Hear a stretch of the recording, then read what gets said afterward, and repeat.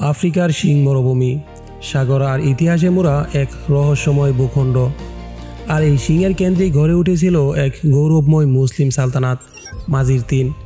আধুনিক পুর্টল্যান্ডের পূর্বসূরি এই সালতানাতের ছিল বিস্তৃত সামগ্রিক প্রভাব, আধুনিক রাষ্ট্র কাঠামো এবং পরাক্রমশালী সামরিক শক্তি।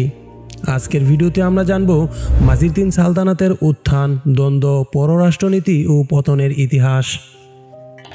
মাজির ৩ সালতানাত সোমালিয়া দারুদ গোত্রের মাজির ৩ উপগোষ্ঠী দ্বারা প্রতিষ্ঠিত ছিল। ইতিহাসবিদ চার্লস গুইলেন 1420 সালের দিকে এর অস্তিত্বের কথা উল্লেখ করেছেন, তবে মৌখিক ঐতিহ্য অনুযায়ী এটি গঠিত হয় 1500 বা 1600 শতাব্দীর শুরুতে।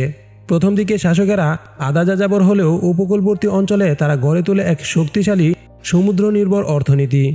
পর্তুগিজ ধর্মপ্রচার ফ্রান্সিসকো আলভারেস লিখেছিলেন, এই অঞ্চল ছিল আদেল রাজ্যের অধীনস্থ, যেখানে গুর্দাফু এবং ক্যাপ ফেলিস এর মধ্যবর্তী এলাকার